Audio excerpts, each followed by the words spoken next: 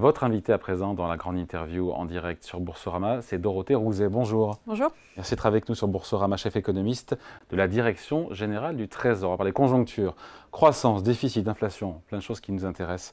Juste, un petit retour en arrière sur les chiffres de croissance 2023. Le chiffre, on l'a d'ailleurs, c'est 0,9 au final, c'est 0,9. 0,9. Est-ce qu'il n'est pas un peu trompeur ce chiffre? Parce que si on a réussi à faire ces 0,9%, c'est surtout grâce à l'acquis de croissance qu'on a eu il y a un an, quand on est rentré en 2023, et un deuxième trimestre exceptionnel, plus 0,7%. Le reste du temps, on était en croissance zéro. Oui, mais je pense qu'il faut regarder sur l'ensemble de l'année. Effectivement, on a eu un ralentissement au deuxième semestre qui est assez net. C'est aussi pour ça qu'on part sur 2024 avec moins d'élan et donc qu'on a révisé à la baisse les prévisions de croissance pour 2024. Mais si on regarde sur l'ensemble de l'année 2023, il faut quand même voir, bon, d'une part, d'où on partait. On peut avoir la mémoire courte, mais quand on se rappelle ce que disaient beaucoup de prévisionnistes il y a un an, ils prévoyaient une croissance négative ou une France en récession sur 2023, ce qui ne s'est pas produit. Et ce qu'on a observé, c'est notamment une très bonne résistance de l'investissement, ce qui est quand même à saluer dans une période de très forte hausse des taux. L'investissement des entreprises a très bien résisté, et du commerce extérieur, notamment parce qu'on avait et on a encore des marges de rattrapage des exportations par rapport à ce qui a été perdu depuis la crise Covid. Et donc, on commence à rattraper ces pertes de performance. Donc, on a eu ces deux moteurs de la croissance. Ensuite, pour 2024, l'histoire va être un peu différente. Qu'est-ce qui se passe en ce début d'année? On est toujours en quasi-stagnation aujourd'hui? Alors aujourd'hui, donc la fin 2023 a été une quasi-stagnation, et c'est notamment parce que l'environnement international n'est pas très favorable. On a eu une Allemagne notamment qui a eu des chiffres très décevants. L'Allemagne étant notre premier partenaire. Nous, c'est nous. L'Allemagne, c'est notre premier partenaire commercial. Donc quand l'Allemagne ralentit, ce n'est pas une bonne nouvelle pour l'économie française. On a à la fois en termes d'exportation, d'importation, on est quand même très exposé à l'Allemagne. On a l'environnement international, les difficultés en mer Rouge, notamment sur les approvisionnements qui ont aussi pu créer un peu de tension. Et puis l'effet de la hausse des taux qui continue à se faire sentir, notamment dans le secteur de l'immobilier, de la construction, qui est le point le plus déprimé de l'économie française. Donc on est toujours en quasi-stagnation. L'INSEE nous dit plus 0,2% au premier trimestre et pareil, plus 0,2% au deuxième trimestre. Oui, ce qu'on voit en ce début d'année, en fait, c'est donc on a des signaux qui sont je dirais un peu mitigé pour les débuts d'année. Effectivement, la plupart des prévisionnistes, l'INSEE et la Banque de France, prévoient un redémarrage, mais un peu timide, de la croissance au premier semestre. Quand on voit les enquêtes de conjoncture, on voit qu'on est sur des niveaux un peu moyens, en fait, qui sont pas un redémarrage très franc, mais qui ne sont pas mauvais non plus, qui nous mettent plutôt dans la zone d'une croissance un peu moyenne. Par contre, ce à quoi on s'attend ensuite pour le reste de l'année, c'est en fait, je dirais, les moteurs de croissance qui changent un peu. C'est-à-dire que, alors, on ne s'attend pas à un redémarrage de la construction rapide, donc ça va toujours continuer à tirer à la baisse, notamment l'investissement. En revanche, on a beaucoup plus de potentiel, mais qui s'accélérera plutôt sans doute en cours d'année, à la fois sur la consommation et toujours sur les exportations. Sur la consommation, parce que on a un reflux de l'inflation qui est très net. Mais qui n'est pas encore perçu bien par les Français. Qui n'est pas très bien perçu. Après, c'est toute une question, effectivement, enfin, entre les chiffres agrégés d'inflation. On est à 2,9%. De 9, voilà. En février, chiffre INSEE. Et on devrait continuer à avoir une baisse et arriver autour de 2% à la fin de l'année. Après, c'est vrai que dans l'inflation ressentie, notamment tout simplement les achats du quotidien comme l'alimentation, les carburants, etc. prennent un peu plus de poids. Mais malgré tout, on a une inflation qui baisse rapidement et on a des salaires qui devraient être assez dynamiques, notamment parce qu'ils rattrapent en partie l'inflation passée. Donc en termes de pouvoir d'achat, les Français vont gagner plus en pouvoir d'achat cette année et ça va permettre à la consommation de redémarrer. L'autre moteur, c'est encore une fois les exportations, parce que là où on a aussi pas mal perdu par rapport à 2019, c'est notamment sur les exportations aéronautiques. Il y a eu les difficultés d'approvisionnement, enfin il y a eu un certain nombre de difficultés qui font que ce secteur a redémarré plus lentement que les autres. Maintenant, quand on voit le planning de livraison d'Airbus, et ils le tiennent jusqu'à présent, on voit qu'on va continuer à progresser là-dessus et ça nous donne aussi un peu de souffle pour la croissance. Dorothée Rouzet, sur ce 1% de nouvelles prévisions du gouvernement, on a dans l'actualité, hier soir, tard, la Banque de France qui a dit, bon, c'est pas 0,9 qu'on prévoit, c'est 0,8. Bon. L'OCDE est à 0,6. On se dit que c'est quand même pas facile d'atteindre ces 1%. Ça reste du haut de fourchette? Écoutez, vous choisissez ce que vous citez. Moi, je vous dirais, le FMI est à 1%, la Commission européenne est à 0,9%. Bon, en vrai, c'est la Banque de France parce que c'était hier soir. Des prévisions qui sont assez proches. En fait, mais c'est pas facile. C'est pas facile d'avoir ça.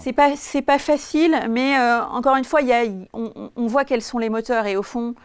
Il y a des petites différences d'appréciation, par exemple, avec la Banque de France, mais on voit que l'histoire est assez similaire. C'est-à-dire qu'il parle aussi du redémarrage de la consommation. Alors, on peut débattre sur est-ce que ça va être, à quel trimestre ça va se produire de manière plus franche, etc. Mais on a plutôt un décalage dans le temps de la reprise par rapport à ce à quoi on pouvait s'attendre il y a 6 mois que vraiment un changement d'histoire. Si on aime les chiffres, ce qui est le cas, vous et moi, si on part du principe qu'on a un acquis de croissance de 0,2% sur l'année 2024, que l'INSEE ne se trompera pas dans ses prévisions, qu'on fait 0,2 et 0,2, elle me voit venir au premier et au deuxième trimestre. Combien il faut faire au troisième et au quatrième pour avoir les 1% de croissance? Il faudrait faire autour de 0,3, mais bon, là, on est dans les... Pas plus. Faire 0,3 au troisième et 0,3% de croissance au quatrième serait suffisant pour aboutir à 1% de croissance sur 2024. Ne me piégez pas sur les chiffres. Ah non, je cherche que vous piégez. Mais c'est l'ordre de... c'est vous, c'est pas moi. C'est l'ordre de grandeur, c'est-à-dire qu'il on se dit que c'est jouable. Il faut une accélération au deuxième semestre, donc il faut effectivement avoir peut-être un peu d'air aussi avec de premières baisses des taux qui pourraient se produire à l'été, une consommation qui repart. Et voilà, il faut que des choses se produisent. Maintenant, on a quand même assez confiance que, je dirais, avec un peu d'incertitude sur le timing précis, ces moteurs vont bien... On peut aussi tabler sur des bonnes surprises parce il faut arrêter de voir le verre d'eau aussi à moitié vide. Les taux souverains français, on est à 2,80 aujourd'hui sur le 10 ans français. C'est mieux que les 3,5 qu'on avait fin 2023. Donc on peut aussi... ça peut nous aider, ça peut mettre un peu de vent dans les voiles, quoi. Oui, bien sûr. Alors après, je dirais les taux souverains sont une chose. Je pense que ce qui impacte le plus, c'est aussi les taux auxquels font face les ménages et les entreprises. Mais ils sont basés sur le taux souverain. Mais l'évolution d'ensemble, c'est qu'effectivement, par rapport à la trajectoire de taux qu'on prévoyait pour la BCE ou que les marchés prévoyaient pour la BCE à la fin de l'année dernière, là, on voit que on pourrait avoir des baisses de taux peut-être un peu plus rapides. Alors évidemment, ce calendrier est un peu incertain aussi, mais on a vu une amorce de décrue sur les taux immobiliers, ça compte beaucoup pour les ménages. Pour les entreprises, là aussi, si elles retrouvent un peu d'air sur la charge de la dette, ça peut aider aussi à soutenir l'investissement. Donc pour l'État, évidemment, une moindre charge de la dette par rapport à ce qu'on prévoyait. C'est bon, moins d'inflation d'ailleurs, pour l'État, au global d'ailleurs, moins d'inflation. Oui, au global, l'inflation, c'est pas une bonne... Enfin, c'est vrai qu'on a souvent ce débat. L'inflation, et notamment le type d'inflation qu'on a connu tiré par les prix de l'énergie, l'inflation importée, c'est pas une bonne nouvelle pour les finances publiques. Alors ça peut être une bonne nouvelle à très court terme sur le ratio de dette parce qu'on a plus de rentrée fiscale. On a un peu plus de rentrée fiscale à très court terme. Maintenant, ça dure pas très longtemps. On l'a vu d'ailleurs, on l'a vu. Oui, on l'a vu. Au quatrième trimestre, sur les recettes fiscales. Il manque 8 milliards d'euros à l'appel, manifestement. Tout à fait. Mais ce n'est pas forcément lié à l'inflation. Ce que je veux dire, c'est qu'on a d'abord cet effet un peu qui peut être positif de l'inflation. Il ne dure pas longtemps, d'une part, parce que les dépenses de l'État aussi, elles suivent l'inflation pour un certain nombre d'entre elles. L'État paye des salaires, des prestations qui sont indexées, a aussi des consommations, des investissements dont le prix augmente. Et puis, tout simplement parce que, en fait, ce type d'inflation qui touche de manière très forte les ménages et les entreprises a donné lieu à des mesures de l'État, donc le bouclier tarifaire, etc., qui coûtent beaucoup. Donc en fait, il n'y a pas de cagnotte. Au contraire, l'État a plus dépensé pour protéger face à l'inflation que ce qu'il a engrangé en recettes fiscales. Ensuite, effectivement, sur l'année dernière, là, il y a eu une très mauvaise nouvelle sur l'impôt sur les sociétés, notamment, enfin sur les recettes fiscales en fin d'année. À la fois IS, TVA et IRPP. Hein. Oui, mais le gros morceau, c'est quand même l'IS. Et l'IS, c'est l'impôt sur les sociétés, pardon, qui est un impôt qui est très difficile à prévoir, en fait, parce que... Il est très volatile. Il est très volatile. Il est basé en partie sur le bénéfice fiscal de l'année précédente. Mais ce qui est versé en décembre, c'est les grandes entreprises sur l'année en cours. Donc en fait, jusqu'en décembre, on peut avoir de très grosses surprises et c'est ce qui s'est passé. C'est là aussi que ça demande ensuite d'ajuster du côté des dépenses au fait qu'on a moins de recettes qui sont rentrées. Après, je reviens sur l'inflation, après on passe à autre chose. La Banque de France, dans ses prévisions d'hier soir, nous dit 2,5% d'inflation sur cette année, ce qui conforte le scénario du gouvernement, qui était à l'époque en septembre à 2,6, et ce qui faisait ricaner beaucoup de gens. Donc là, voilà, et 1,7% pour 2025. La question pour moi, j'y reviens, c'est quand les ménages vont vraiment percevoir ça. et en quoi? Et à ce moment-là, ça pourrait effectivement impacter positivement leur consommation. Oui, d'abord effectivement sur les chiffres de la Banque de France ne sont pas très loin du scénario qu'on avait à l'automne et donc je dirais qui n'était pas une évidence à l'automne. Qui n'était pas une évidence à l'automne, mais écoutez, parfois il faut se congratuler. La décrue a l'air de se produire à peu près comme prévu, si on peut dire à la fois. Ensuite, pour les ménages, c'est vrai que parfois on a un décalage entre l'inflation qui est perçue, soit quand on fait des enquêtes, soit quand et les chiffres macro. On peut dire qu'il y a plusieurs raisons à ça. Il y en a une, c'est d'abord que l'inflation, voilà, on peut dire 2,5 sur l'année. C'est assez hétérogène en fonction des ménages, en fonction de leurs revenus, en fonction de est-ce qu'ils habitent en ville, à la campagne. Et donc, quand on est dans une situation comme on l'a connue les dernières années, où cette inflation, elle vient beaucoup de certaines catégories comme l'énergie et l'alimentation avant tout, selon le poids de ces catégories dans votre revenu, vous le voyez différemment. Ensuite, il y a des effets aussi simplement de l'inflation la plus visible, c'est celle sur les choses que vous achetez toutes les semaines, les courses au supermarché, le plein de carburant, etc. Ça crée un biais. Et ça crée un biais qui est tout à fait compréhensible. Alors après, si le prix des voitures ou des téléviseurs baisse par ailleurs, ça a son poids dans l'indice des prix à la consommation, ce qui est normal, puisque on n'achète pas les téléviseurs. Mais on ne l'achète pas toutes les semaines, donc on le voit moins, on le voit quand on le renouvelle une fois tous les 5 ans ou tous les 10 ans, et forcément, dans la perception, ça change. Après, l'inflation sur les prix alimentaires, elle devrait baisser aussi, et donc ça pourra sans doute permettre aussi de réaligner un petit peu les perceptions et les chiffres statistiques. Dorothée Rouzet, sur la question des finances publiques, des déficits publics, quand Bruno Le Maire nous dit que le déficit public 2023 sera significativement, sont ces mots, supérieur, elle me voit venir, à 4,9% prévu pour 2023. Ça veut dire combien a priori? Alors, vous n'allez pas me dire, mais quand est-ce qu'on aura le chiffre? François Langlais sur RTL, qu'on aime bien, parle, selon ses sources, de 5,5%. Je ne sais pas quelles sont ces sources parce que moi-même, je n'ai pas le chiffre. Ouais. Alors que vous êtes à la direction générale du Trésor. Voilà, on le connaîtra le 26 mars, donc l'INSEE publie ce chiffre. C'est pour bientôt. Voilà, c'est pour bientôt. Donc il faut patienter encore un petit peu. Donc on aura le chiffre définitif, enfin, le chiffre estimé par l'INSEE le 26 mars.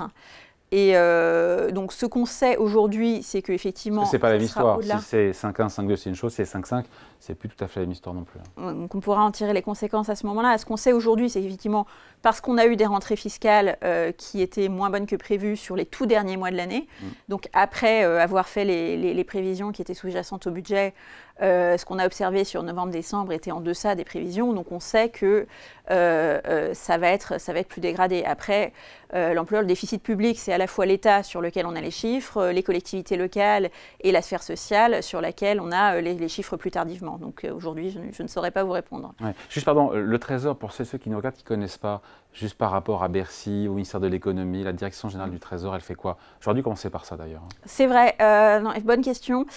Donc la direction générale du Trésor, c'est l'administration de Bercy qui se charge, je dirais de manière générale, de l'analyse et du conseil au ministre de l'économie et des finances notamment sur les politiques économiques, alors sur un assez large éventail de politiques économiques, qui fait aussi les prévisions à la fois macroéconomiques et de finances publiques en agrégeant les morceaux qui concernent aussi d'autres ministères.